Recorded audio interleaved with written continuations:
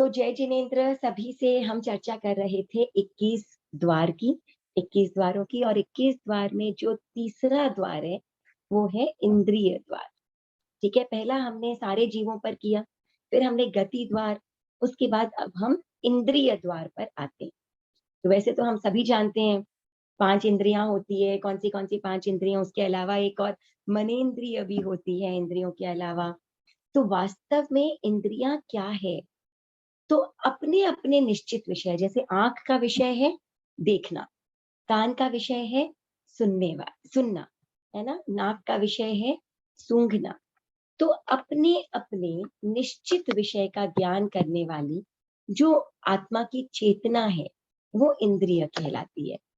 तो इंद्रियों के आधार पर जो हमारी चेतना की अभिव्यक्ति होती है, या उसके आधार पर ही हम कह सकते हैं कि ये 5 इंद्रियां होती है। कौन सी 5 इंद्रियां? स्पर्शन इंद्रिय, रसन इंद्रिय, घ्राण इंद्रिय, चक्षु इंद्रिय और श्रोत्र इंद्रिय। तो सुनना, देखना, सूंघना और स्वाद लेना, बोलना, और इसके अलावा छू करके और अभिव्यक्ति को जानना और करना। तो ये क्या है? 5 इंद्रियां। और ये जो 5 इंद्रियां हैं, इन 5 इंद्रियों में क्या है, आपको संपूर्ण ज्ञान नहीं हो सकता ना। तभी तो हम कहते हैं कि हर देखा हुआ सच नहीं होता, हर सुना हुआ सच नहीं होता। क्यों? क्योंकि इंद्रियों का ज्ञान क्या है? बहुत ही सीमित ज्ञान है, लिमिटेड ज्ञान है। इस दीवार के उस तरफ क्या है हम नहीं जानते, हमारे आगे पीछे क्या हो रहा है हम नहीं जानते। बहुत ही लिमिटेड ज्ञान इन इंद्रियों का है। तो इंद्रियों का ज्ञान होता कैसे है? इंद्रियों का ज्ञान ऐसा होता है क्षयोपशम जब कर्म का होता है, दर्शनावरणीय कर्म का जब क्षयोपशम होता है, तब क्या होता है? हमें इंद्रिय ज्ञान की प्राप्ति होती है। राइट। तो अब क्या होता है कि आप समझिए कि दर्शनावरणीय कर्म का होना यानी कि ढका होना, हमारे भीतर कंप्लीट नॉलेज है सुनने की, देखने की, स्पर्श की, हर चीज की। उस कंप्लीट नॉलेज के ऊपर पर्दा पड़ा है, उस पर्दे को हम कहते हैं दर्शनावरणीय कर्म। और जितना जितना थोड़ा थोड़ा वो पर्दा हटता है, उतना उतना हम ज्ञान कर पाते हैं इंद्रियों के द्वारा। सुनना हो, चाहे देखना हो, चाहे सूंघना हो, चाहे स्वाद का हो, चाहे स्पर्श का हो।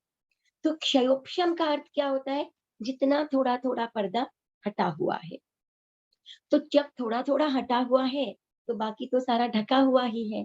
इसीलिए ये जो इंद्रिय का ज्ञान है, ये कंप्लीट ज्ञान नहीं हो सकता है, ये क्षयोपशमिक ज्ञान है।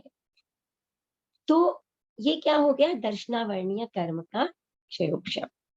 अब जो जीव केवल ज्ञानी हो गए हैं, केवल दर्शनी हो गए हैं, उनके क्या हो गया? उनके ज्ञानावरणीय दर्शनावरणीय का कंप्लीट क्षय हो गया। वो पर्दा पूरी तरह से हट गया, सब चीजें उजागर हो गई। इसीलिए केवल ज्ञानी को अनिंद्रिय कहा जाता है। तो जो केवल ज्ञानी होते हैं उनके भी 5 इंद्रियां हमारे जैसे जो तीर्थंकर भगवान या जो केवली संसार में होते हैं, उनके भी वो 5 इंद्रियां तो होती ही है। लेकिन उन इंद्रियों का कोई उनके पास, उनकी कोई आवश्यकता नहीं होती, है ना। आवश्यकता नहीं होती। जैसे फॉर एग्जाम्पल आप समझिए एक अंधेरा कमरा है ना, और इस अंधेरे कमरे के अंदर बिल्कुल रोशनी नहीं। अब उस अंधेरे कमरे के अंदर एक छोटा सा टिमटिमाता हुआ दिया हम जला देते हैं। मगर जैसे ही हम वो दिया जलाते हैं, वैसे ही चारों तरफ क्या है, जो वातावरण है वो हमें दिखने लग जाता है। तो हमारी ये इंद्रियां उसी दिए के समान है। हो सकता है हर चीज बिल्कुल स्पष्ट स्पष्ट ना दिखती हो उस अंधेरे कमरे में, परंतु फिर भी काफी हद तक दिखने लग जाता है। अब आप समझिए उसी कमरे में आपने हजारों हजारों वॉट के बल्ब जला दिए, आपने हजारों वॉट के बल्ब जला दिए। तो क्या हुआ? चारों तरफ रोशनी ही रोशनी, एक एक छोटी से छोटी चीज आपको वहां पर नजर आ रही है। और वो जो छोटा सा दिया है वो अभी भी वहीं पर है, जल रहा है, लेकिन अब उसकी कोई भी कीमत नहीं रही, अब उसकी कोई भी वैल्यू नहीं रही। क्योंकि उन हजारों वॉट की जो रोशनी है, उसके अंदर वो दिया हो या वो दिया वहां ना हो, उससे कोई फर्क नहीं पड़ता है। तो बिल्कुल ऐसे ही हमारी ये इंद्रियां हैं, जो उस अंधेरे कमरे में छोटी सी जो रोशनी है, जिसके कारण हम इधर उधर देख पाते हैं, जान पाते हैं, वो इंद्रियां हमारी बिल्कुल वैसी ही है। और केवल ज्ञान, केवल दर्शन, ये जो केवल दर्शन है, ये हजारों लाखों वाट के बल्ब के समान है, जिसके सामने उस दिए के रहते हुए भी उसके वर्चस्व की कोई कीमत नहीं रह जाती है। तो जो केवल ज्ञानी होते हैं संसार में, उनके पास 5 इंद्रियां होती हैं, मगर उन इंद्रियों का ज्ञान सापेक्ष नहीं होता, उसकी कोई अपेक्षा भी नहीं होती, इसीलिए उन्हें अनिंद्रिय अनिंद्रिय कहा जाता है। तो अभी तक क्या था? 12वें गुण स्थान तक दर्शनावर्णीय कर्म का क्षयोपशम। 13वें गुण स्थान के प्रथम समय में ज्ञानावर्णीय, दर्शनावर्णीय और अंतराय कर्म टूट जाते हैं और कंप्लीट एक तरह से रोशनी, जिसे हम कहते हैं, हर चीज नजर आने लग जाती है। तो बिना इंद्रियों के सहायता के ही सब कुछ जो केवली है वो जान जाते हैं। तो इंद्रियां क्या है? इंद्रियां स्वयं क्या है? उसी टिमटिमाते दीपक के समान। यानी दर्शनावर्णीय कर्म का जब तक क्षयोपशम है, तब तक इंद्रियां जो है वो यूजफुल होती हैं। 13वें गुण स्थान में क्या हो जाता है? दर्शनावर्णीय कर्म का क्षय, क्षयिक भाव। तो वहां पर इंद्रिय के ज्ञान की आवश्यकता नहीं रह जाती, और इसीलिए ये जो जीव है केवली, इन्हें हम कहते हैं अनिंद्रिय। ठीक है, तो अब हम आ जाते हैं अपने आज के बोल पर। और आज का जो हमारा बोल है वो है इंद्रिय की अपेक्षा से समझना। 21 द्वार में तीसरा बोल इंद्रिय द्वार। तो मैं एक बार ये शेयर कर लेती हूँ स्क्रीन।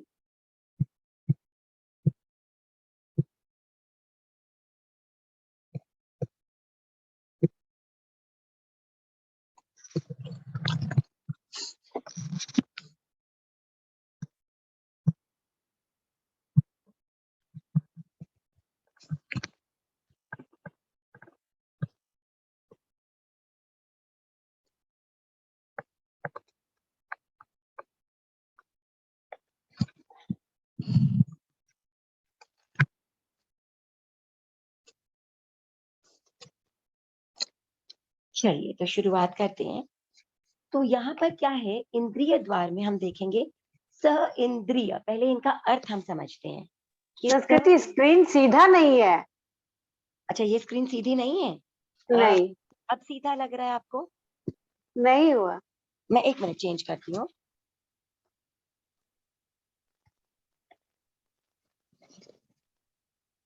हाँ, अब अब नहीं, बेटर है? ठीक है, नहीं, नहीं हुआ। ये बेटर है या ये बेटर है? स्क्रीन सीधा नहीं हुआ, खड़ा है, आधा खड़ा है। मतलब देखिए, ये ऐसे है और दूसरा आपका ऐसे हो जाता है। कौन हाँ, सा चाहिए? ऐसे ही करो, ऐसे करो। ऐसे रखो। नहीं, ठीक, ऐसे नहीं। ऐसे नहीं हम्म, तो ऐसे। ये हाँ, घुमाओ ना ऐसे। ये घुमा हुआ ही है। देखिए, एक ये घुमा हुआ है और एक ये घुमा हुआ है। कौन सा चाहिए अपने को? वो जो पहले की थी वो। ये वाला? ये वाला हाँ, चाहिए? हाँ, हाँ, ठीक। अच्छा, आपका कहने का मतलब है कि आपको ऐसे चाहिए स्क्रीन, ये ठीक है? हाँ। ठीक। घूम रहा है वैसे ही। तो सबसे पहले हम अर्थ समझने की कोशिश करते हैं। अब सब म्यूट हो जाइए, कि म्यूट म्यूट हो जाइए।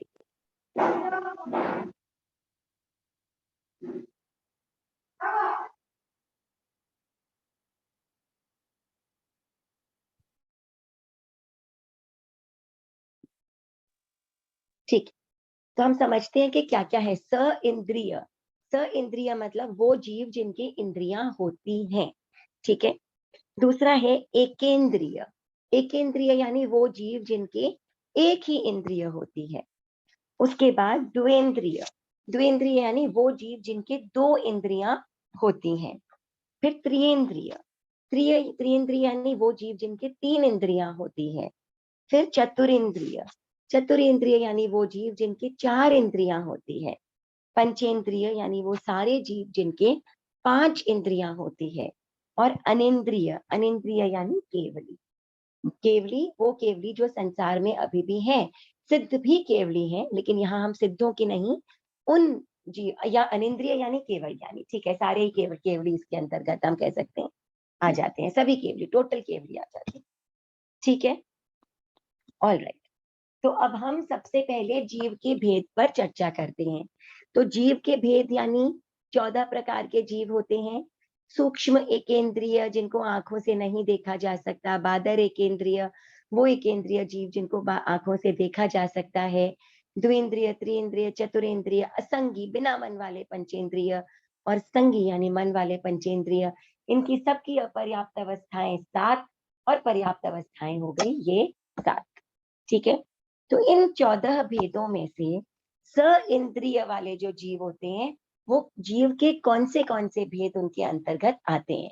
अब जीव का कोई भी भेद हो, उसके अंदर जो है वो स इंद्रिय तो वो होगा ही होगा। क्यों होगा? क्योंकि कम से कम स्पर्शन इंद्रिय तो हर सांसारिक जीव में होते ही हैं। इसीलिए जीव के 14 के 14 भेद जो हैं वो स इंद्रिय में आ जाते हैं। दूसरा है एकेंद्रिय। एकेंद्रिय में कौन से आते हैं? प्रथम 4। प्रथम 4 क्यों? क्योंकि जीव के जो 14 भेद हैं उनमें से पहले 4 भेद कौन से हैं? सूक्ष्म एकेंद्रिय का अपर्याप्त पर्याप्त, और बादर एकेंद्रिय का अपर्याप्त, बादर एकेंद्रिय का पर्याप्त। तो ये पहले 4 भेद सूक्ष्म और बादर एकेंद्रिय के अपर्याप्त और पर्याप्त जीव हैं, इसीलिए प्रथम 4 आ जाते हैं। इसके बाद हम आ जाते हैं द्विंद्रिय में। द्विंद्रिय का कौन सा है? 5वां और 6ठा भेद, अपर्याप्त द्विंद्रिय और पर्याप्त द्विंद्रिय। इसके बाद त्रिइंद्रिय का 7वां और 8वां भेद, अपर्याप्त त्रिइंद्रिय और पर्याप्त त्रिइंद्रिय। इसी प्रकार चतुरेंद्रिय में अपर्याप्त चतुरेंद्रिय और पर्याप्त चतुरेंद्रिय। उसी प्रकार पंचेंद्रिय में कौन से आ गए? पंचेंद्रिय में अंतिम 4 आ गए, बिना मन वाले अपर्याप्त और पर्याप्त पंचेंद्रिय, और मन वाले अपर्याप्त और पर्याप्त पंचेंद्रिय, ठीक है। और लास्ट आ गया अनिंद्रिय। अनिंद्रिय यानी वो जीव जो केवली है, केवल कौन से जीव जो है वो केवली के अंतर्गत आ सकते हैं? इन 14 जीव स्थानों में से कौन से इन 14 जीव के स्थानों में? पहला, दूसरा, तीसरा, चौथा, और ये तो सारे क्या हो गए? एकेंद्रिय, द्विंद्रिय, त्रिइंद्रिय, चतुरेंद्रिय। पंचेंद्रिय जीवों में आ सकते हैं, उसमें भी वो क्या है? बिना मन वाले नहीं है, मन वाले हैं, और मन वालों में भी पर्याप्त अवस्था है। हम देखिए, अगर हम समझने की कोशिश करें तो हमारे जीव के जो 14 भेद है वो क्या है? अपर्याप्त और पर्याप्त, ठीक है ना। तो ये सूक्ष्म एकेंद्रिय, ये बादर एकेंद्रिय, ठीक है। तो सूक्ष्म एकेंद्रिय का अपर्याप्त और सूक्ष्म एकेंद्रिय का पर्याप्त, ठीक है। यहाँ पर बादर एकेंद्रिय का पर्याप्त और बादर एकेंद्रिय का अपर्याप्त। फिर द्विंद्रिय का पर्याप्त, द्विंद्रिय का अपर्याप्त, अपर्याप्त और पर्याप्त। त्रिइंद्रिय का अपर्याप्त और पर्याप्त, चतुरेंद्रिय अपर्याप्त और पर्याप्त। असंगी यानी बिना मन वाले पंचेंद्रिय का अपर्याप्त और पर्याप्त का भेद, और संगी यानी मन वाले पंचेंद्रिय का पर्याप्त, अपर्याप्त और पर्याप्त भेद। अब आप देखिए, जब हम एकेंद्रिय की बात करते हैं तो ये पहले 4 भेद आ जाते हैं। द्विइंद्रिय की बात करते हैं तो 5वां और 6ठा भेद आ जाता है। त्रिइंद्रिय की बात करते हैं तो कौन सा आ जाता है? 7वां और 8वां। फिर चतुरेंद्रिय का 9वां और 10वां।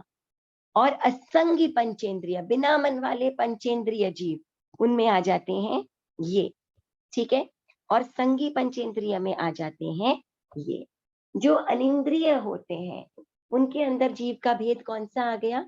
ये वाला, केवल ये, क्योंकि मन वाले पंचेंद्रिय जीव, और वो भी पर्याप्त।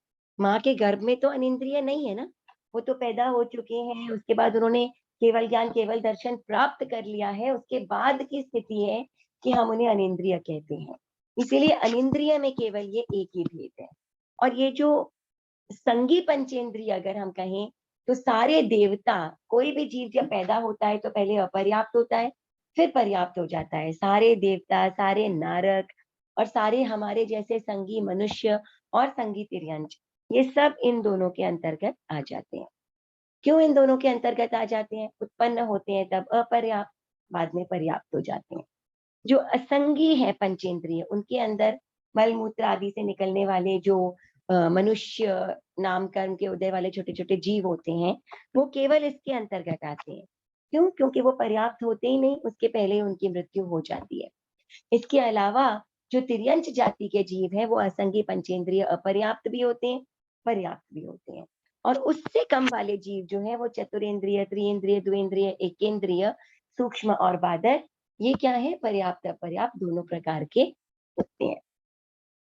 ठीक है, तो ये हो गए हमारे 14 जो जीव के भेद हैं।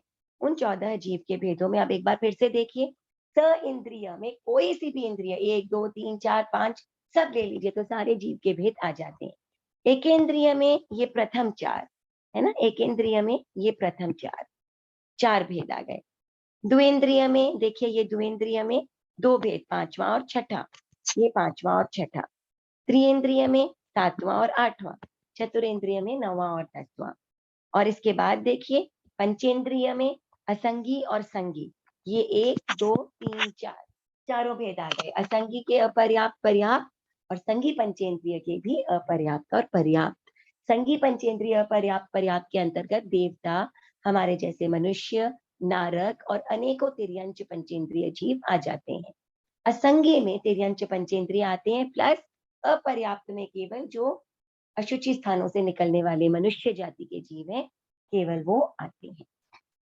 ठीक है, तो यह आया समझ में, ये पहला भेद हो गया, जीव के भेद 14, ये कैसे कैसे इंद्रियों से कनेक्टेड हैं। दूसरा हम आ जाते हैं गुण स्थान में। गुण स्थान कौन से हैं? 14 गुण स्थान है। मिथ्या दृष्टि, सास्वादन, सम्यक दृष्टि, मिश्र डावाडोल अवस्था, है ना। उसके बाद में कौन सा आ गया? सम्यक दृष्टि गुण स्थान आ गया, जहां पर व्रत नहीं है, अविरति सम्यक दृष्टि। और फिर व्रत आ गए लेकिन आंशिक व्रत, श्रावकों का गुण स्थान 5वां। फिर साधुओं का गुण स्थान 6ठा, यहाँ से सारे साधुओं के गुण स्थान है, लेकिन वहां पर भी प्रमाद है। 7वां साधु भी है और प्रमाद, पूर्ण व्रत भी है, प्रमाद भी नहीं है। 8वां गुण स्थान, 8वां से क्या होता है? कषाय धीरे धीरे खत्म होने लगते हैं या उपशमित होने लग जाते हैं। तो 8वां 9वां 10वां, 10वें में केवल सूक्ष्म रूप में मोह रह जाता है, 11वें में कंप्लीटली दब जाता है, और 12वें में मोहनीय कर्म खत्म हो जाता है। और जो 10वें से उपशम श्रेणी पकड़ता है वो 11 में जाता है। जो 10वें से जिसने क्षपक श्रेणी पकड़ी होती है वो डायरेक्टली 12 में जाता है। अब 11वां वाला वापस नीचे गिरता है और 12वां वाला आगे 13 में जाकर के और बचे हुए 3 घन घाती कर्मों का क्षय करके केवल यानी केवल दर्शनी बन जाता है, और वैसे ही बचा हुआ जीवन व्यतीत करता है। और जब अंत समय, जब निर्वाण जाने का समय आता है, तब मन वचन काया की प्रवृत्ति को छोड़ करके 14वां गुण स्थान अपनाता है और फिर मुक्त हो जाता है। तो ये 14 गुण स्थान है। इसमें से स इंद्रिय के गुण स्थान लिए हैं प्रथम 12, लास्ट के 2 गुण स्थान छोड़ दिए। क्यों छोड़ दिए लास्ट के 2 गुण स्थान? क्योंकि लास्ट के 2 गुण स्थान अनिंद्रिय के हैं, केवल यानी केवल दर्शनी के, उन्हें इंद्रियों की अपेक्षा नहीं रह जाती, इसीलिए केवल 12 प्रथम गुण स्थान। नेक्स्ट एकेंद्रिय। एकेंद्रिय में गुण स्थान कौन सा होगा? केवल मिथ्या दृष्टि। एकेंद्रिय इससे आगे बढ़ ही नहीं सकता है। तो एकेंद्रिय पृथ्वी का, आपका तेजस का, वायु का, वनस्पति का, इनमें गुण स्थान कौन सा होता है? केवल केवल पहला गुण स्थान और मिथ्या दृष्टि गुण स्थान। अब हम आ जाते हैं द्विएंद्रिय में। द्विएंद्रिय में आप देखिए पहले 2 गुण स्थान, पहले 2 गुण स्थान क्यों लिए गए हैं द्विएंद्रिय में? पहला गुण स्थान मिथ्या दृष्टि तो होता ही है, लेकिन अगर आप समझिए कोई जीव है जो औपशमिक सम्यक्त्व से गिरता गिरता उसकी मृत्यु हो जाए और वो कोई द्विएंद्रिय या त्रिएंद्रिय या चतुरेंद्रिय जीव बन जाए, तो उस समय अपर्याप्त अवस्था में उसके अंदर सम्यक्त्व का स्वाद मात्र, जो पूर्व भाव में सम्यक्त्व था, वो रह जाता है। उसके बाद पर्याप्त अवस्था में वो फिर से मिथ्या दृष्टि बन जाता है। लेकिन अपर्याप्त अवस्था की अपेक्षा जो है वो, उनमें प्रथम 2 गुण स्थान मिथ्या दृष्टि और सास्वादन सम्यक दृष्टि गुण स्थान पाए जाते हैं द्विंद्रिय, त्रिइंद्रिय और चतुरेंद्रिय यानी विकलेंद्रिय जीवों में। इसके अलावा जो पंचेंद्रिय जीव हैं उनमें कौन से गुण स्थान हो सकते हैं? यही 12, क्योंकि हम पंचेंद्रिय उसे तभी तक कह रहे हैं जब तक वो इंद्रिय से संबंधित है। इंद्रियों से संबंध टूट गया तो वो अनिंद्रिय हो जाता है। इसीलिए पंचेंद्रियों में प्रथम 12 गुण स्थान और अनिंद्रिय में 13वां और 14वां गुण स्थान, क्योंकि यहाँ इंद्रिय की अपेक्षा खत्म हो गई और यहाँ तक इंद्रियों की अपेक्षा है। ठीक है ना? तो ये हो गया गुण स्थान कि सभी इंद्रियों को एक साथ लेते हैं तो प्रथम 12 गुण स्थान, क्योंकि आखिरी 2 गुण स्थानों में इंद्रियों की कोई अपेक्षा नहीं रहती। एकेंद्रिय जीव जो है उनमें केवल मिथ्या दृष्टि गुण स्थान होता है। द्विंद्रिय, त्रिइंद्रिय और चतुरेंद्रिय, इन 3 गुण स्थानों में जो है वो जीव में सास्वादन सम्यक दृष्टि गुण स्थान रह सकता है अपर्याप्त होने की अपेक्षा से। जैसे ही पर्याप्त होते हैं वैसे ही वो मिथ्या दृष्टि बन जाते हैं। पंचेंद्रिय जीवों में 12 के 12 गुण स्थान आ जाते हैं, 13वां 14वां नहीं आता, क्योंकि इसमें जीव केवली हो जाता है और इंद्रियों की अपेक्षा समाप्त हो जाती है। इसीलिए अनिंद्रिय में 13वां और 14वां गुण स्थान आ जाता है। ठीक है, यहां तक कोई क्वेश्चन है किसी का तो अनम्यूट करके पूछ सकते हैं। नहीं?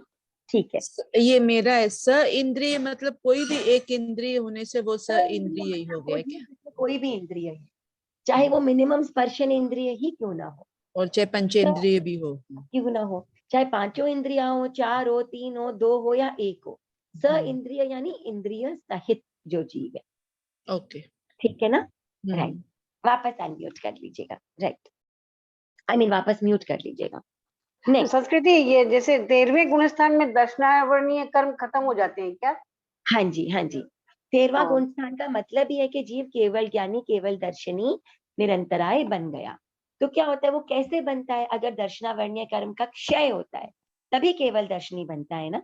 तो जब तक दर्शनावर्णीय कर्म का क्षयोपशम है, जैसे अंश मात्र से चादर हटी हुई है दर्शन से, तब तक क्या है? इंद्रियां है, इंद्रियों का वर्चस्व है। और जैसे ही ये कंप्लीट पर्दा हट जाता है उसके बाद क्या हो जाता है? केवल दर्शनी बन जाते हैं, वहां अनिंद्रिय हो जाते हैं। ठीक है ना? क्षयोपशमिक ज्ञान 8वें से शुरू कर देता है ना? नहीं, क्षयोपशम तो हर जीव के अंदर है। कोई भी जो जीव तब तक केवल यानी केवल दर्शनी नहीं है उसके अंदर क्षयोपशम तो है ही। क्षयोपशम का मतलब क्या है? मानिए ये संपूर्ण ज्ञान है, ठीक है ना, ये पूरा ज्ञान है।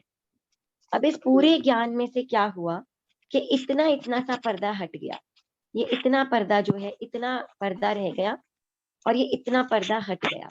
जितना पर्दा हटा उतना ज्ञान या उतना दर्शन उजागर हो गया। ठीक है, तो ये ढके रहना, ये क्या है? उदय, कर्म का उदय है, तभी तो ये ढका हुआ है ना। और ये थोड़ा सा हट जाना, इसको हम कहते हैं क्षयोपशम। जितना उजाला है इसे हम कहते हैं क्षयोपशम। हर ठीक है, एक के साथ होता है, हर एक के साथ होता है ये। कोई भी जीव कंप्लीटली ढका हुआ नहीं हो सकता है, चाहे वो अव्यवहार राशि का जीव ही क्यों ना हो। ठीक है ना? कंप्लीट अंधेरा कंप्लीट नहीं हो सकता है उसके अंदर, क्योंकि वो जीव है, उसके अंदर ये क्षयोपशम होगा ही होगा। थोड़ा सा पर्दा, चाहे वो मिनिमम ही क्यों ना हो, वो हटा हुआ होगा ही होगा। तो जितना ढका हुआ उसे हम कहते हैं कर्म का उदय, और जितना उजला उसे हम कहते हैं कर्म का क्षयोपशम। 13वें गुण स्थान में क्या होता है? ये सारा का सारा हट जाता है और कंप्लीट। तो क्या हुआ? उदय तो रहा ही नहीं, क्योंकि कर्म ही खत्म हो गया। तो कर्म का उदय कहाँ रहा? और जब उदय ही नहीं है तो उस हल्के से पर्दा ही नहीं है, तो थोड़ा सा पर्दे को हटाएंगे क्या? थोड़े से पर्दे का हटना क्षयोपशम है। अब पर्दा ही ना रहा, केवल उजलापन रह गया, इसे हम कहते हैं केवल ज्ञान, केवल इसीलिए दर्शन। पहले सहयोगी केवली होता है, फिर अयोगी केवली हो जाता अयोगी केवली, सहयोगी केवली एक अलग चीज है। सहयोगी अलग केवली चीज। क्या है कि केवल ज्ञान, केवल दर्शन आ गया। ठीक है ना? अब जब तक वो जीव यहाँ पर जीवित है, संसार में विचरण कर रहा है केवल यानी केवल दर्शनी के रूप में, तब तक वो 13वें गुण स्थान में है। अब जाने से पहले, निर्वाण जाने से पहले, वो मन, वचन और काया की प्रवृत्ति को भी कंप्लीटली छोड़ देगा, रोक देगा। वो अयोगी केवली गुण स्थान है। क्षणों के लिए, अब एकदम मतलब बहुत छोटे से समय के लिए आता है। क्षणों तो मैंने बहुत बड़ी बात बोल दी, अ ई उ री री इतना समय बोलते हैं, इसमें तो सारे योग छूट जाते हैं और जीव मुक्त भी हो जाता है। तो ये बिल्कुल जो अंत समय का गुणस्थान है, ये है 14वां गुणस्थान। ओके, ठीक है ना? Thank you. Right, okay. वापस आप म्यूट कर लीजिएगा। अब हम आ जाते हैं योग में। ठीक है, योग कौन से हैं? 4 मन, 4 वचन और 7 काय के योग। सत्य असत्य मिश्र व्यवहार, ये 4 मन के योग। सत्य असत्य मिश्र व्यवहार 4 वचन के योग। औदारिक औदारिक मिश्र, वैक्रिय वैक्रिय मिश्र और आहारक आहारक मिश्र और कार्मण, ये 7 शरीर के योग। तो जब हम स इंद्रिय की बात कर रहे हैं, तो स इंद्रिय में क्या है? 15 के 15 योग। कोई ना कोई जीव में कोई ना कोई योग तो होगा ही, है ना? स इंद्रिय यानी सारे ही सांसारिक जीवों को हमने ले लिया, जो केवली नहीं है। तो उनके अंदर तो मन वचन काया की प्रवृत्ति अगर सभी को एक साथ लें तो होंगे ही। अगर आप एकेंद्रिय को लेते हैं, तो एकेंद्रिय में क्या होता है? एकेंद्रिय के अंदर मन नहीं होता, एकेंद्रिय में वचन नहीं होता, केवल काय योग होता है। वो भी कौन सा? औदारिक काय योग। औदारिक काय योग मेनली होता है अपर्याप्त की अपेक्षा औदारिक मिश्र काय योग। तो फिर ये वैक्रिय वैक्रिय मिश्र ये क्यों लिया? औदारिक औदारिक मिश्र और कार्मण, इनमें से जो औदारिक मिश्र और कार्मण, ये दो जो काय योग है, ये किसकी अपेक्षा से है? ये है अंतराल गति की अपेक्षा से, है ना? कोई भी जो जीव होता है, वो क्या होता है कि जब नया जन्म लेता है, तो बीच में ट्रैवल का टाइम होता है। एक जगह से मरा और वहां से निकल करके दूसरी जगह पर पैदा हो गया। अब वो जो बीच का समय है, जब एक जगह से दूसरी जगह पर पहुंचा, वो जो बीच की का जो समय, वो गति का जो समय, जो अंतराल गति का समय है, वो किस में गिना जाएगा? पहले वाले जन्म में या बाद वाले जन्म में? वो सेकंड वाले नए वाले जन्म का हिस्सा होता है। यानी आपका नया जन्म वहीं से शुरू हो जाता है जहां से आत्मा ने शरीर को छोड़ा। तो इस अंतराल गति का जो समय, जो आयुष्य होता है, ये भी नए जन्म के साथ में जुड़ा होता है। तो इसकी अपेक्षा से औदारिक मिश्र, जब तक औदारिक शरीर नहीं लिया, और ये कार्मण शरीर, क्योंकि ये कार्मण शरीर निर्धारित करता है कि जीव कहाँ जा करके कर्म के अनुसार उत्पन्न होगा। तो अंतराल गति की अपेक्षा औदारिक मिश्र और कार्मण पर्याप्त हो जाता है, तब उसके औदारिक शरीर हो जाता है। लेकिन ये वैक्रिय और वैक्रिय मिश्र क्यों लिया है? ये तो देवताओं और नरक के होता है। वैक्रिय और वैक्रिय मिश्र इसलिए लिया है क्योंकि जो वायु का एक जीव होते हैं ना, ये जब भयंकर वातुल आदि उठता है, उस समय ये क्या है कि ये जो बादर वायु काय के जीव हैं, ये वैक्रिय रूप को धारण कर लेते हैं, इंक्रीज हो जाते हैं, ऐसे डिक्री वैक्रिय रूप धारण कर लेते हैं। उसकी अपेक्षा से, वायु काय की अपेक्षा से, वायु काय की अपेक्षा से वैक्रिय और वैक्रिय मिश्र ये दोनों भी लिए गए हैं। इसीलिए एकेंद्रिय में जो योग है वो कौन से हो गए? मन का कोई भेद नहीं, वचन का कोई भेद नहीं, औदारिक उनका शरीर होता है, औदारिक मिश्र और कार्मण अंतराल गति की अपेक्षा से होता है, और वैक्रिय मिश्र बादर वायु काय की अपेक्षा कि जब वातुल आदि उठता है तो वो वैक्रिय रूप धारण बादर वायु काय कर लेते हैं, उनकी अपेक्षा से वैक्रिय और वैक्रिय मिश्र जो योग है वो भी लिए गए हैं। तो ये हो गए एकेंद्रिय के। अब आ जाते हैं हम द्विंद्रिय में। द्विंद्रिय में कौन सा है? द्विंद्रिय में आप देखिए औदारिक और औदारिक मिश्र, ठीक है ना, और व्यवहार भाषा और कार्मण। अब औदारिक मिश्र और कार्मण ये दोनों हो गए अंतराल गति की अपेक्षा। औदारिक उनका शरीर ही होता है, चाहे वो चींटी जू लीख हो, मच्छर हो, मक्खी हो, कोई स्पाइडर हो, हाथी हो, घोड़ा हो, या हमारे जैसे मनुष्य हो, औदारिक शरीर उनका होता ही है। औदारिक मिश्र और कार्मण ये दो हो गए अंतराल गति की अपेक्षा से। और व्यवहार भाषा यानी उनमें हिलने डुलने की क्षमता जो आ जाती है, उससे जो वाणी का प्रयोग होता है वो है व्यवहार भाषा। यही सेम त्रिएंद्रिय में भी होता है। एक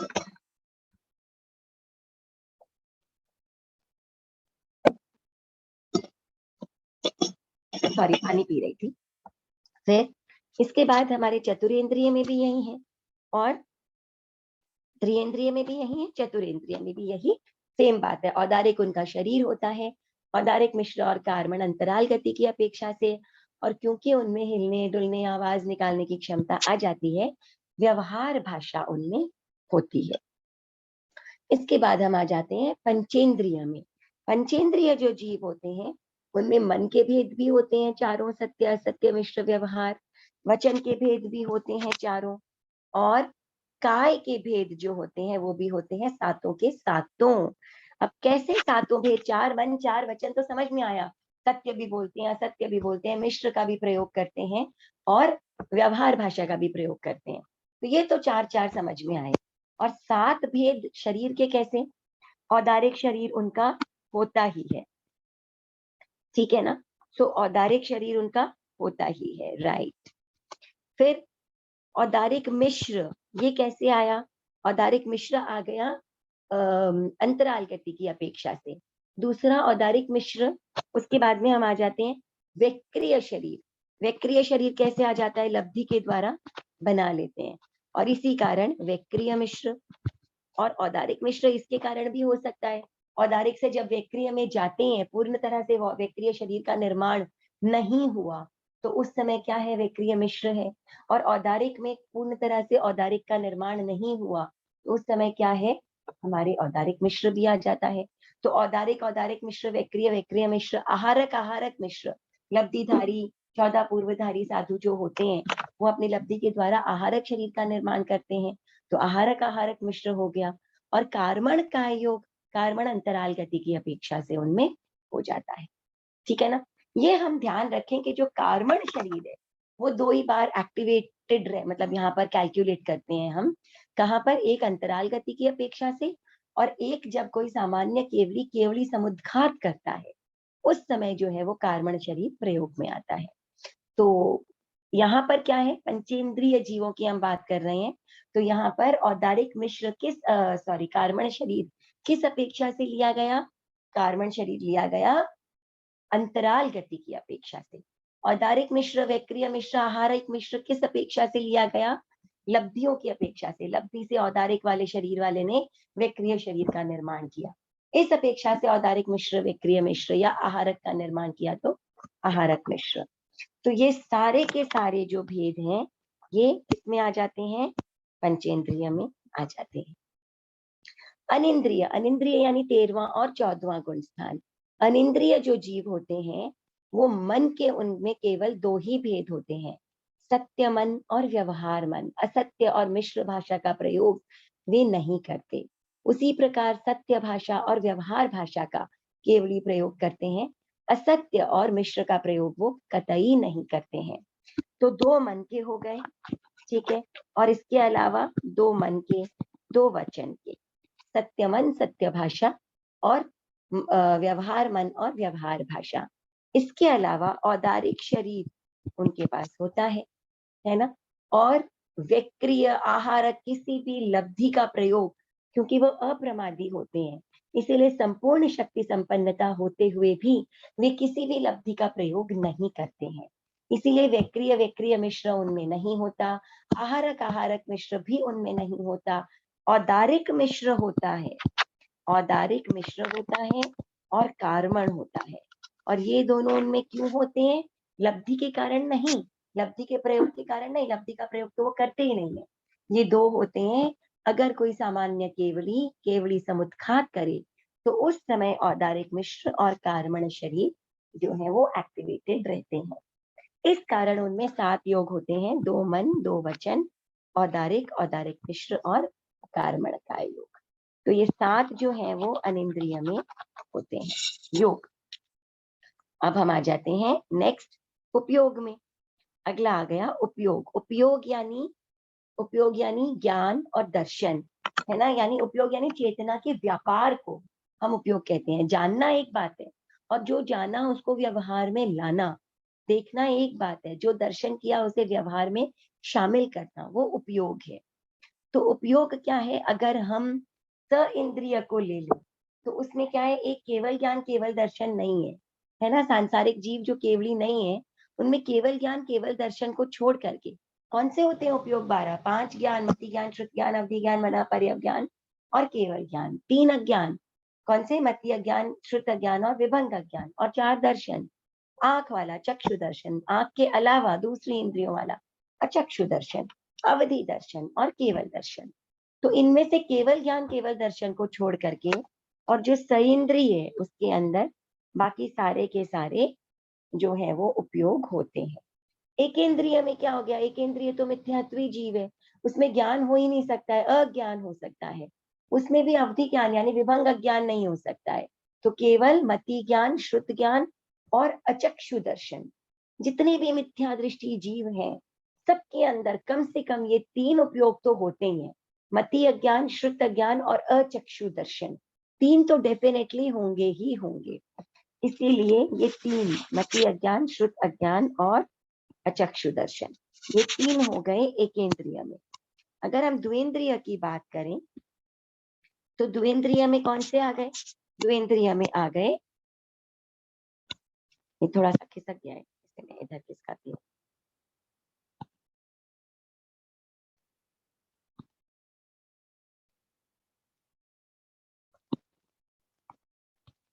राइट। अगर हम द्विंद्रिय की बात करें तो द्विंद्रिय में क्या है? अपर्याप्त अवस्था में उनमें स्वादन सम्यक्त्व हो सकता है, और जब सम्यक्त्व हो सकता है तो सम्यक्त्व के साथ साथ जो भी उनकी नॉलेज है वो ज्ञान कहलाती है, और मिथ्यात्व के साथ साथ जो नॉलेज है वो अज्ञान कहलाती है। तो इसीलिए क्योंकि वो सम्यक्त्वी हो सकते हैं अपर्याप्त अवस्था में, औपशमिक सम्यक्त्व से गिरते समय अगर उनकी मृत्यु हो जाए और वो द्विंद्रिय, त्रिंद्रिय, चतुरेंद्रिय के रूप में पैदा हो जाए, तो इस अपेक्षा से उनमें जो उपयोग है वो मति अज्ञान और श्रुत अज्ञान, मति ज्ञान और श्रुत ज्ञान हो सकता है ना? मति ज्ञान और श्रुत ज्ञान हो सकता है। इसके अलावा बाद में वो मिथ्यात्वी हो जाते हैं, उस अपेक्षा से मति और श्रुत अज्ञान, मति और श्रुत अज्ञान, मति और श्रुत अज्ञान। ठीक है। अचक्षु दर्शन द्विंद्रिय में होता है, अचक्षु दर्शन त्रिइंद्रिय में होते हैं, लेकिन चतुरेंद्रिय में क्योंकि आंख भी आ जाती है इसीलिए चक्षु दर्शन और अचक्षु दर्शन 2 दर्शन आ जाते हैं। राइट। इसके बाद अगर हम पंचेंद्रिय को लें तो केवल एक केवल ज्ञान केवल दर्शन को छोड़ करके बाकी सारे उपयोग हो सकते हैं। मति ज्ञान, श्रुत ज्ञान, अवधि ज्ञान, मनः पर्यव ज्ञान, मति अज्ञान, श्रुत अज्ञान, विभंग अज्ञान, चक्षु दर्शन, अचक्षु दर्शन और अवधि दर्शन, ये इतने उपयोग सारे पंचेंद्रिय जीवों में हो सकते हैं केवल केवल ज्ञान केवल दर्शन छोड़ करके। और अगर अनिंद्रिय हो तो केवल ज्ञान और केवल दर्शन उनमें आ जाते हैं, और बाकी सारे जो इंद्रियों से रिलेटेड है वो इंद्रिय और मन से रिलेटेड है वो छूट जाते हैं। तो हमने क्या जाना कि स इंद्रिय में केवल ज्ञान केवल दर्शन को छोड़ करके सारे, और उसी प्रकार पंचेंद्रिय में भी केवल ज्ञान केवल दर्शन को छोड़ करके और सारे उपयोग होते हैं। उसके बाद एकेंद्रिय में केवल मिथ्या दृष्टि वाले मति अज्ञान, श्रुत अज्ञान और अचक्षु दर्शन। द्विइंद्रिय, त्रिइंद्रिय, चतुरेंद्रिय में मति अज्ञान, श्रुत अज्ञान, मति ज्ञान, श्रुत ज्ञान और इसके अलावा अचक्षु दर्शन। चतुरेंद्रिय में साथ में चक्षु दर्शन भी जुड़ जाता है, और अनिंद्रिय में केवल केवल ज्ञान और केवल दर्शन, और किसी की अपेक्षा हमारे नहीं रह जाती है यहाँ पर उपयोग। ठीक है। तो ये हो गया हमारा उपयोग 12। उपयोग 12 में कुछ पूछना था हमें इंद्रियों से रिलेटेड? नहीं? ठीक है। तो हम आगे बढ़ते हैं। लेश्या, 6 प्रकार की लेश्या होती है, 3 अशुभ और 3 शुभ। 3 अशुभ लेश्याएं होती है कृष्ण नील कापोत, और 3 शुभ लेश्याएं होती है तेजस, पद्म और शुक्ल।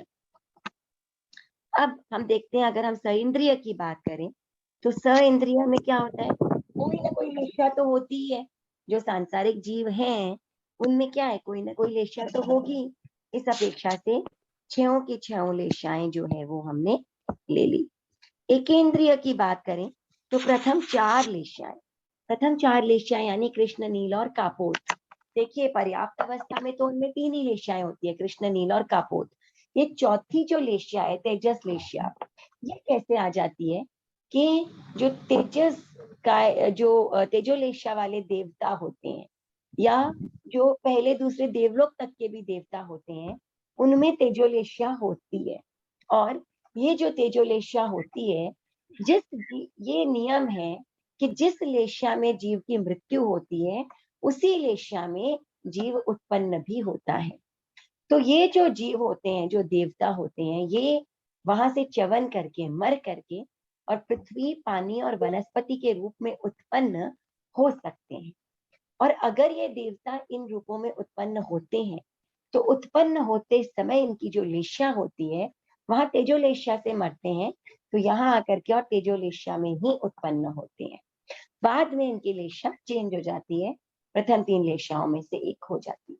तो इस अपर्याप्त स्थिति की अपेक्षा, जन्म स्थिति की अपेक्षा हम क्या करते हैं कि यहाँ पर प्रथम 4 लेशाएं देते हैं। तो ये देवता अगर इस रूप में उत्पन्न होते हैं, पृथ्वी काय, आप काय, वनस्पति काय के रूप में, तेजस काय और वायु काय के रूप में नहीं उत्पन्न होते, मगर इन तीनों के रूप में उत्पन्न होते हैं, तो अत्यंत ही रमणीय स्थलों में जाकर के और ये जीव उत्पन्न होते हैं। ठीक है, तो ये हो गया हमारा लेशा। अब हम आगे आ जाते हैं द्विंद्रिय, त्रिइंद्रिय और चतुरेंद्रिय। इनमें कोई देवता वेवता आकर के जन्म नहीं लेते हैं तेजोलेशा वाले, इसीलिए इनमें केवल 3 अशुभ लेशाएं ही होती है। कोई शुभ लेशा का काम ही नहीं है, पर्याप्त अपर्याप्त किसी में भी कोई काम नहीं है। इसके बाद हम आ जाते हैं पंचेंद्रिय जीवों में। पंचेंद्रिय जीवों में 6 की 6 लेशाएं हो सकती हैं। और अनिंद्रिय, अनिंद्रिय यानी केवली में केवल एक परम शुक्ल रेशा 13वें गुण स्थान में होती है, 14वें गुण स्थान में वो भी नहीं होती, क्योंकि मन वचन काया की प्रवृत्ति रुकती है, योगों की प्रवृत्ति रुक जाती है और योग से ही लेशा कनेक्टेड होती है, इसीलिए ना योग और ना कोई लेशा। ठीक है, 14वें गुण स्थान में, 13वें गुण स्थान तक होती है। यहाँ 13वें गुण स्थान तक की हम यहाँ पर हम दोनों गुण स्थानों की बात कर रहे हैं, इसलिए 13वें गुण स्थान की अपेक्षा शुक्ल लेशा, परम शुक्ल लेशा जो है वो यहाँ होती है। ठीक है, लेशा से कुछ पूछना है? नहीं, मेरा एक सवाल है। हाँ जी, हेलो, हाँ जैसे हाँ ये देवता, जैसे मतलब देवता अपना आयुष्य पूर्ण करके पृथ्वी, पानी, वनस्पति काय में उत्पन्न हो सकते हैं, तो हाँ, जैसे देवता तो खाली मनुष्य गति में ही जन्म लेते हैं ना? नहीं ऐसा जरूरी नहीं है। ऐसा देवता जरूरी नहीं? एक नारक और देवता, इन 2 योनियों को छोड़ करके मनुष्य और तिर्यंश में उत्पन्न हो सकते हैं। अच्छा, तिर्यंश में हो सकते हैं। हाँ, तिर्यंश में भी हो सकते हैं।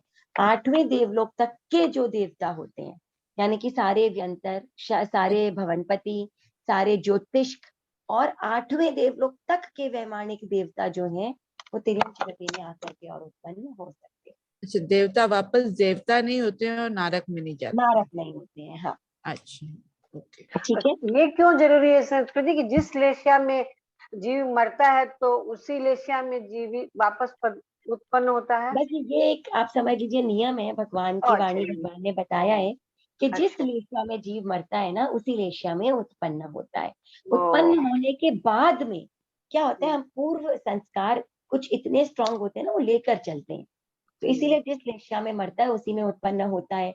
अगर वो गिरता गिरता सम्यक्त्व में उस समय उसकी मृत्यु हो जाए तो उस समय उसमें सास्वादन सम्यक्त्व भी रह जाती है। उसके बाद जैसे ही पर्याप्त होता है ना, तो उस समय वो लेशा भी चली जाती है और वो सम्यक्त्व भी चली जाती है उस जीवन के लिए। ठीक है ना, राइट। अब हम आ जाते हैं नेक्स्ट, वापस म्यूट कर लीजिएगा ताकि आवाज क्लियर रहे, है ना। अब हम आ जाते हैं भाव में। भाव कौन से? 5, औदायिक, औपशमिक, शायिक, शोपशमिक और पारिणामिक।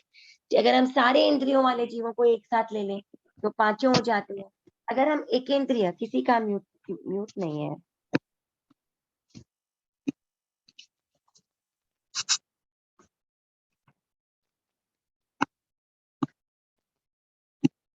ठीक है। अगर हम एकेंद्रिय जीवों की बात करें तो जो एकेंद्रिय जीव होते हैं उनके अंदर क्या है, औदायिक, शोपशमिक और पारिणामिक, है ना। अगर हम द्विंद्रिय की बात करें तो उनके अंदर भी औदायिक, शोपशमिक, पारिणामिक। त्रिइंद्रिय, औदायिक, शोपशमिक, पारिणामिक। चतुरेंद्रिय, औदायिक, शोपशमिक, पारिणामिक। पंचेंद्रिय जीव ऐसे होते हैं जिनमें क्षायिक भी हो सकता है, उनमें क्षायिक सम्यक्त्व आ सकता है, औपशमिक सम्यक्त्व आ सकता है, जिसके कारण उनके अंदर भाव पांचों आ जाते हैं, चाहे वो देवता हो, मनुष्य हो, तिर्यंश संगी पंचेंद्रिय मनुष्य हो, तिर्यंश हो, इनमें सब में जो है वो भाव पांचों हो सकते हैं, ठीक है। और इसके अलावा ये जो केवली है उनके अंदर क्या है, उनके अंदर औदायिक, शायिक और पारिणामिक, शायोपशमिक अब उनके अंदर, औपशमिक अब उनके अंदर नहीं रहा। केवल शायिक भाव है, केवल ज्ञान, केवल दर्शन और अंतराय कर्म के क्षय के कारण। और उदय अभी भी है, कौन से कर्मों का उदय है, अघाती कर्मों का उदय, आयुष्य, नाम, गोत्र और वेदनीय कर्मों का उदय है। और क्षयिक है। और पारिणामिक भाव तो सर्वत्र सभी जगह होता ही है। तो ये हो गया भाव। भाव के बाद हम आ जाते हैं आत्मा में। अब आत्मा सइंद्रिय में कौन सी हो जाएगी, अगर हम सारे इंद्रियों के जीव ले लेते हैं तो 8 आत्माएं हो सकती हैं। अगर हम आ जाते हैं एकेंद्रिय में, एकेंद्रिय जीव मिथ्यात्वी होते हैं, मिथ्यात्वी होते हैं इसलिए उनके अंदर ज्ञान नहीं हो सकता है। और मिथ्यात्वी है तो साधु या श्रावक बनने का तो सवाल ही नहीं है, इसीलिए उनमें चरित्र भी नहीं हो सकता है। तो केवल ज्ञान और चरित्र को छोड़ करके बाकी सारे द्रव्य, कषाय, योग, उपयोग, दर्शन और वीर्य, ये सारी आत्माएं जो है वो एकेंद्रिय जीवों में होती है। द्वेंद्रिय जो जीव होते हैं उनके अंदर जो है वो आत्मा कौन सी हो गई, एक चारित्र आत्मा को छोड़ करके। क्यों, क्योंकि अपर्याप्त अवस्था में उनमें क्या होता है, सम्यक्त्व होता है। तो सम्यक्त्व के कारण ज्ञान आ गया, पर वो अपर्याप्त अवस्था है, उस अवस्था में वो जीव ना श्रावक हो सकता है ना साधु, इसलिए चरित्र उसमें नहीं आता है। तो द्वेंद्रिय, त्रिएंद्रिय और चतुरेंद्रिय, इन तीनों में क्या है, चरित्र को छोड़ करके और बाकी के जो बाकी की 7 आत्माएं उनमें होती हैं। अगर हम पंचेंद्रिय जीवों को लें तो पंचेंद्रिय जीवों में 8 की 8 आत्माएं हो सकती हैं।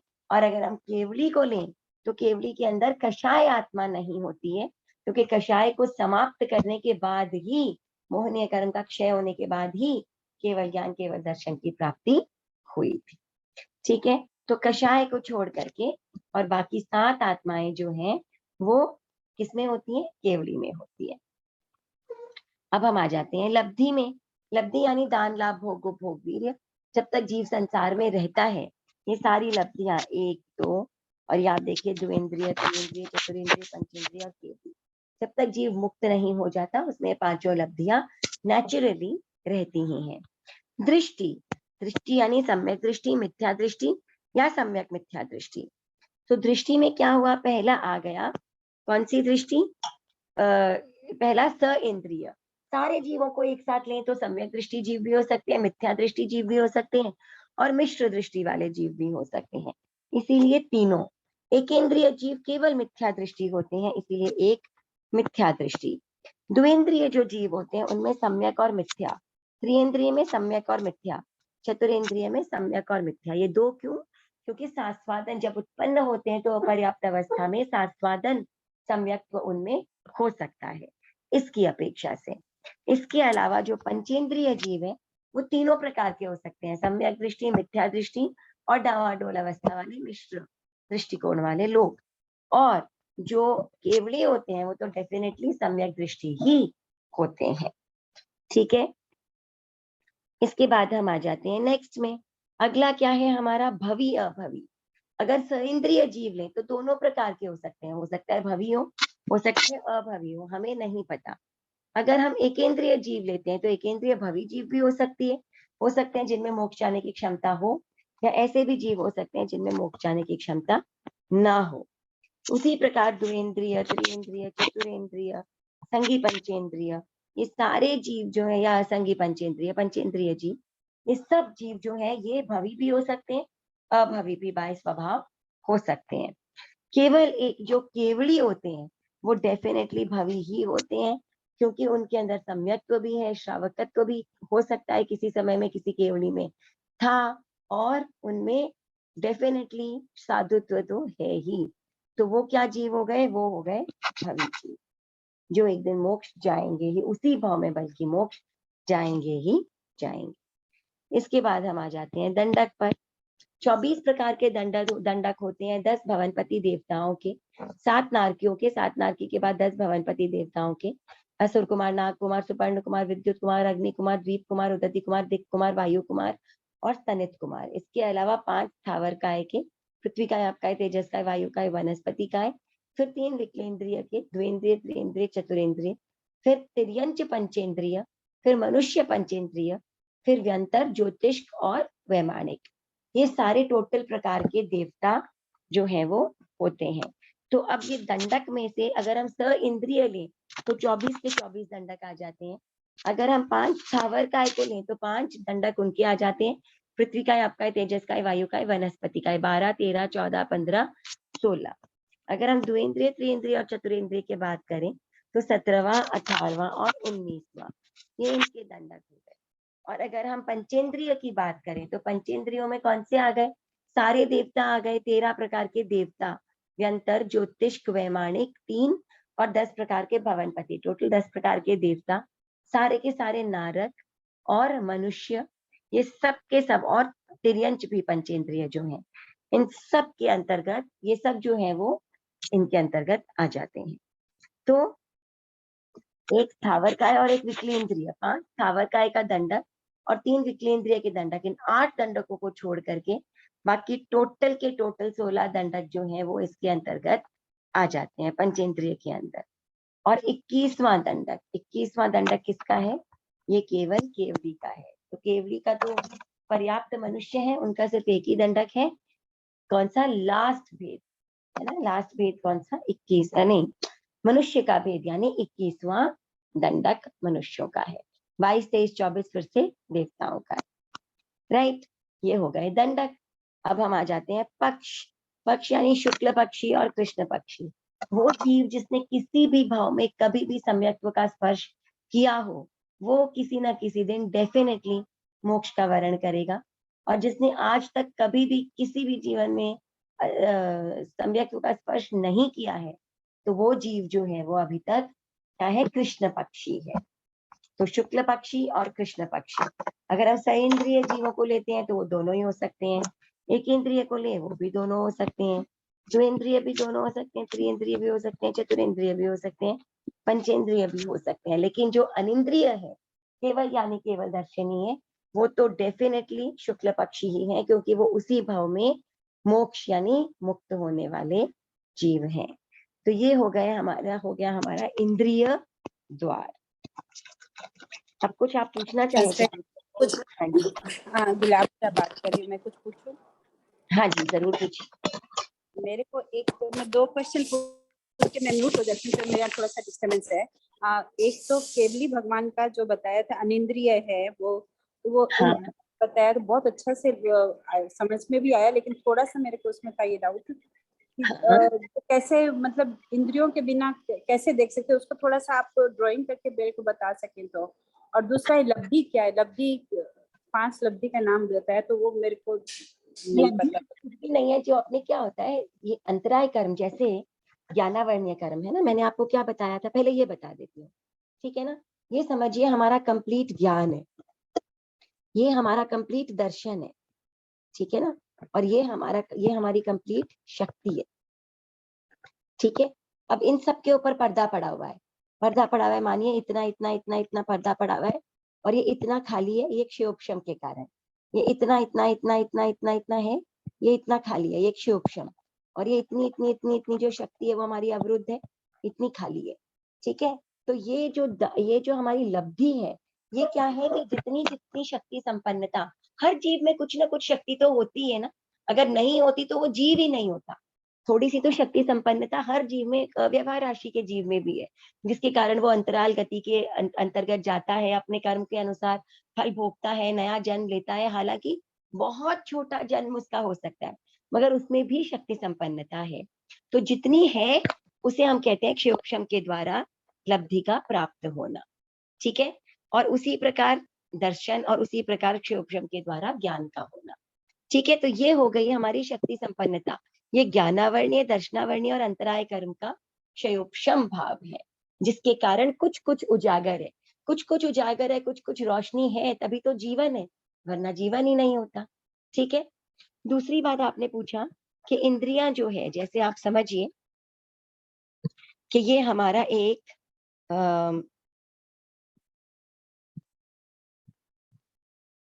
है ना, एक अंधेरा कमरा, बिल्कुल अंधेरा कमरा, ये बिल्कुल गहरा, है ना, इसमें बिल्कुल भी रोशनी है ही नहीं, बिल्कुल अंधेरा कमरा है।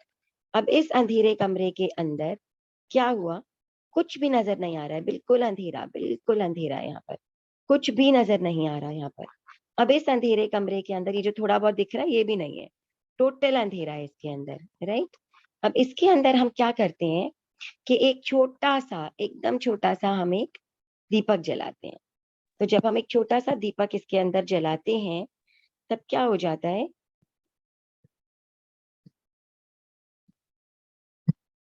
ये छोटा सा एक दीपक आपने जला दिया, ठीक है। जब आपने एक छोटा सा दीपक जलाया तो चारों तरफ कुछ कुछ प्रकाश के कण जो है वो चारों तरफ फैल गए, यानी कि आप थोड़ा बहुत इस कमरे के अंदर अब देख पा रहे हैं, क्योंकि रोशनी आ गई है ना। कम देख पा रहे हैं, आपको अगर कोई सुई में धागा भी डालना हो तो शायद आप ना डाल पाए, है ना। तो बिल्कुल उसी प्रकार हमारी इंद्रियां होती है, इतना अथाह दर्शन है, हम तो केवल उतना ही, थोड़ा सा जितना क्षयोक्षम है उतना ही देख पाते हैं। लेकिन फिर क्या होता है, अचानक से क्या हो जाता है कि कंप्लीट रोशनी हो जाती है। ये जितना अंधेरा है ये पूरा अंधेरा समाप्त ही हो जाता है, और जैसे ही समाप्त हो जाता है वैसे ही क्या हो जाता है, ये पूरा का पूरा रोशनीमय हो जाता है। ये पूरा रोशनीमय हो गया, है ना। अभी भी वो जो छोटा सा दीपक, ये पूरा, अब इसमें काला बिल्कुल भी नहीं है, अंधेरे नाम की चीज ही नहीं है, टोटल दर्शन उजागर हो चुका है, टोटल दर्शन उजागर हो चुका है यहाँ पर। अब क्या है, इस टोटल उजागर दर्शन में भी वो छोटा सा दीपक यहाँ पर कहीं है। देखिए मैं उसको पेन से बनाने की कोशिश कर रही हूँ तो भी वो नहीं दिख रहा है ना।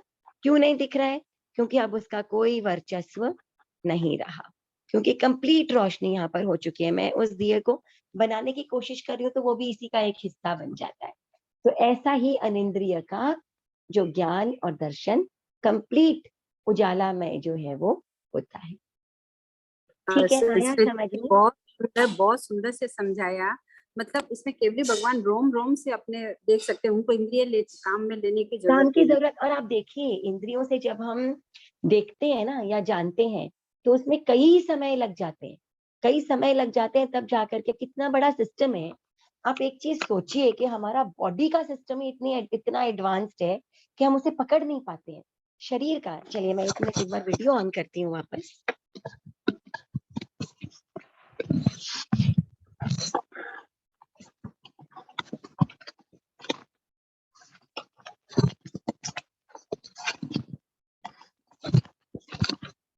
स्टार्ट।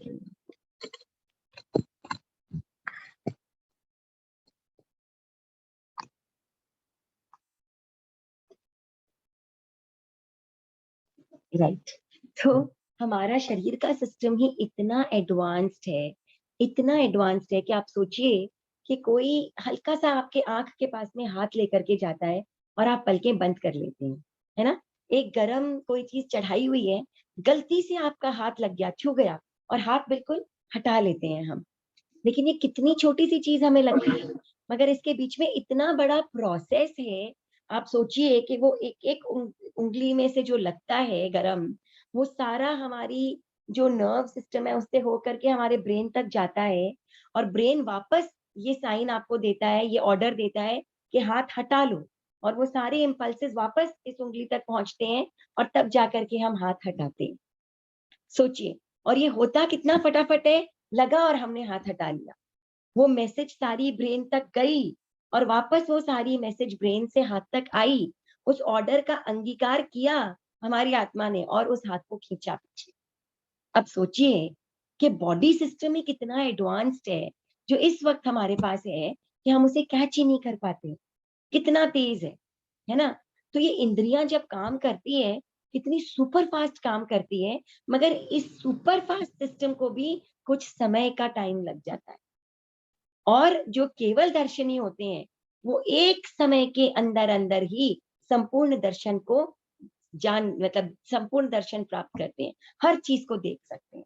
अब आप सोचिए उनके दर्शन में और हमारे दर्शन में, उनके ज्ञान में और हमारे ज्ञान में कोई कंपैरिजन ही नहीं। क्या जबरदस्त चीज होती होगी, आप सोचिए जरा, है ना। कोई एक चीज जब हम जान जाते हैं हमें कितनी खुशी होती है, अरे ये चीज मुझे आ गई, है ना। कोई प्रश्न भी मन में होता है और जिज्ञासा का समाधान हो जाता है कितना अच्छा लगता है ना, ये चीज मुझे आ गई। अब हम बोलते हैं वो अनंत शक्ति संपन्न, अनंत ज्ञान, अनंत दर्शन संपन्न, ऐसे जीव अनंत आनंद संपन्न नहीं होंगे तो क्या होगा? इतनी सी प्राप्ति से हमें आनंद होता है, सोचिए उनको तो अनंत ज्ञान दर्शन की प्राप्ति, अनंत शक्ति संपन्नता उनके भीतर है, निरंतराय है वो, कितना आनंद होता होगा उनके अंदर,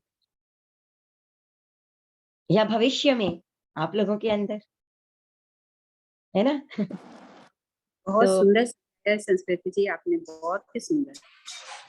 अच्छा, एक सवाल मेरा है, हाँ ये जी, जैसे द्विइंद्रिय में आत्मा साथ दी है, ज्ञान खाली चारित्र को छोड़कर, तो छोड़, ज्ञान हाँ, आत्मा मतलब वही शास्वादन सम्यक की अपेक्षा से ही आ गया क्या? आत्मा 8, द्रव्य कषाय हाँ। योग उपयोग ज्ञान दर्शन चारित्र और वीर्य। द्रव्य आत्मा तो मूल आत्म द्रव्य है, सभी में ही होता ही है, ठीक है। कषाय उनमें होता ही है, कषाय जब तक जीव अकषाय नहीं हो जाता तब तक उसमें कषाय होते ही है, जब तक मोहनीय कर्म का उदय रहता है। अच्छा, योग प्रवृत्ति योगों की होती है, शरीर की प्रवृत्ति है ना। अच्छा, फिर उसके बाद व्यवहार भाषा भी होती है उनमें, और उसके बाद में क्या आ जाता है? उपयोग। उपयोग में क्या आ जाता है? ज्ञान भी है, दर्शन भी है और अज्ञान भी है। क्यों? क्योंकि उनके अंदर सास्वादन सम्यक्त्व है, इसीलिए ज्ञान आत्मा भी है, उपयोग आत्मा भी है, दर्शन आत्मा भी है, क्योंकि यहाँ तो मिथ्या दृष्टि है, यहाँ सम्यक दृष्टि है, अचक्षु दर्शन भी है, और चतुरेंद्रिय को ले लें तो चक्षु दर्शन भी है। केवल चारित्र उनमें नहीं हो सकता है, ना अपर्याप्त अवस्था में ना पर्याप्त अवस्था में चारित्र की प्राप्ति उन्हें नहीं हो सकती है, ना देश चरित्र की और ना सर्व चरित्र की, ठीक है। तो केवल चारित्र छोड़ करके बाकी सारे के सारे जो भेद आत्मा के होते हैं वो उनमें, ठीक है ना। क्वेश्चन है कि जैसे आपने बताया ना कि वैक्रिय शरीर होता है, आहारक शरीर होता है, आहारक शरीर सिर्फ साधु ही ग्रहण कर सकते हैं, मतलब उसमें परिणत हो सकते हैं आहारक शरीर में। तो हाँ, आहारक शरीर का क्या मतलब देखने में क्या होता है? जैसे वैक्रिय शरीर तो कैसे भी हो सकता है, नहीं भी दिखे, छोटा बड़ा, उड़ने का, जो भी, लेकिन देखिए आहारक हम शरीर तो का क्या आहारक मतलब शरीर है? को भी नहीं देख, हम तो आहारक शरीर को भी नहीं देख सकते हैं कि क्या होता है कि हालांकि शरीर है तो पौधगाली की है, शरीर है, चाहे वो वैक्रिय हो, चाहे वो आहारक हो, आधारिक हो, कोई सा भी हो, शरीर है, और शरीर है यानी कि वो पौधगालिक है, ठीक है। पर इतने छोटे छोटे सूक्ष्म कण हैं शरीर के वो, कि हमारी आंखों का विषय तो नहीं है। आप समझिए अभी इस समय कोई 14 पूर्वधारी लब्धिधारी साधु नहीं है इस समय, मगर मानिए आप किसी 14 पूर्वधारी साधु के समक्ष हैं और आपने कोई जिज्ञासा रखी और वो उस जिज्ञासा को कंफर्म करना चाहते हैं। आप गए, आपने जिज्ञासा रखी, क्षण के लिए उन्होंने पलक मूंदी और आहारक शरीर का निर्माण किया। वो आहारक शरीर जा करके और नियरेस्ट केवड़ी जहां पर भी हैं उनके सामने वो जिज्ञासा रखी या अपना कंप्लीट समाधान लिया और पुनः वापस उस शरीर में प्रवेश कर गया, और इतनी सी देर में आपको सिर्फ ये पता चलेगा कि उन्होंने पलक बंद करके खोली होगी और आपका समाधान दे दिया। आप इमेजिन भी नहीं कर सकते कि आहारक शरीर बना गया, जिज्ञासा का समाधान मिला, पुनः प्रवेश किया और आपको उत्तर भी दे रहे हैं। अच्छा, तो हम तो देख ही नहीं सकते, हमें तो पता ही नहीं चला कि उन्होंने आहारक शरीर का निर्माण भी किया। अच्छा, मतलब वो भी बहुत ज्यादा में वैक्रिय टाइप सी हो गया, काइंड ऑफ। हाँ, मतलब देखिए और सूक्ष्मतम कण होते चले जाते हैं ना, तो हमारी आंखों का विषय नहीं रहते हैं, है ना। अब कितनी चीजें देखिए हमें खुले आंखों से दिख रही है, कि कितनी चीजों के लिए चश्मा लगाना पड़ता है, कितनी चीजों के लिए हमें माइक्रोस्कोप लगाना पड़ता है, कितनी चीजों के लिए एकदम पावरफुल बड़े बड़े वो लगाने पड़ते हैं अपने को। और यहाँ पर क्या है, उनसे भी नहीं काम चल रहा है, और अधिक सूक्ष्म है, हमारी आंखों का विषय नहीं रहते सिंपली। उसके लिए आपको अतीन्द्रिय ज्ञानी होना पड़ता है, या परम अवधि ज्ञानी होना पड़ता है, या सर्वज्ञ होना पड़ता है, तब उनको लेकिन वो दिखता जरूर है, क्योंकि दिख तो सकता है और गालिक है। अच्छा, सर्वज्ञ और केवल ज्ञानी दोनों सेम है ना? हाँ, सर्वज्ञ यानी सर्व ज्ञान जिनके अंदर, हाँ हाँ, है ना? और केवल ज्ञान तो वही चीज है। हाँ, केवल ज्ञान भी हाँ, वही चीज है। और मतलब कोई भी संसारी केवल ज्ञानी नहीं हो सकता है, सर्वज्ञ नहीं हो सकता है। हाँ, जीव जो संसारी होता है वो देखिए, हम दो चीज है ना, एक हम कहते हैं संसार में रहने वाला जीव, वो केवली हो सकता है। केवल ज्ञान प्राप्त करने के बाद भी जब तक मुक्त नहीं हुआ तब तक संसार निवासी है वो। पर अच्छा, संसारी जीव नहीं का मतलब है कि वो संसार में लिप्त जीव नहीं। है ना। तो ये हाँ। किस तरह से हम बोल रहे हैं उस पर डिपेंड करता है ना। केवल हाँ। ज्ञानी भी तो संसार में होते हैं, आज हमारे इस पृथ्वी पर भरत क्षेत्र में नहीं है, परंतु महाविद्य क्षेत्र में तो है ही, तो वो संसार में ही तो है इस समय, है ना। पर संसार लिप्त नहीं है। अच्छा, जो 24 तीर्थंकर अभी जो महाविद्य क्षेत्र में है, तो वो अभी 24 मुक्त तीर्थंकर नहीं नहीं हुए? है महाविद्य क्षेत्र में। अभी इस समय जो विचरण करने वाले हैं वो 20 ही तीर्थंकर है। इस समय 20 तीर्थंकर, ये जो 24 तीर्थंकरों का चक्र चलता है ना, ये हमारे भरत क्षेत्र में या ऐरावत क्षेत्र में चलता है। महाविद्य क्षेत्र में ऐसा नहीं होता। और अच्छा, हमारे यहाँ एक समय में एक ही तीर्थंकर हो सकते हैं, वहां पर एक समय में एक से अधिक तीर्थंकर भी हो सकते हैं। अच्छा। तो जैसे अभी संसार में अभी तीर्थंकर बोले तो हम लोग कैसे बोल सकते हैं कि अभी इतने तीर्थंकर 24 तीर्थंकर हैं, अभी बोल 20 सकते हैं तीर्थंकर 20 तीर्थंकर हैं अभी इस संसार में, इस संसार यानी इस भरत क्षेत्र में नहीं है, भारत क्षेत्र परंतु में? इस हाँ। लोक में है, इस लोक हाँ। में है। ओके। तो वो फिर 4 जो तीर्थंकर और हैं वो मतलब मुक्त हो गए? ऐसा नहीं है, ऐसा नहीं है सुनीता जी, देखिए तो मैं बताती हूँ आपको। ये जो अलग अलग क्षेत्र है ना, जो हाँ। हमारा अढ़ाई द्वीप क्षेत्र ऐसा है जहां पर कि मनुष्य, चलिए हमारा 21 बार की क्लास कंप्लीट हो गई, मैं रिकॉर्डिंग स्टॉप कर देती हूँ 1 मिनट। तो बहुत बहुत धन्यवाद सभी से, थैंक यू।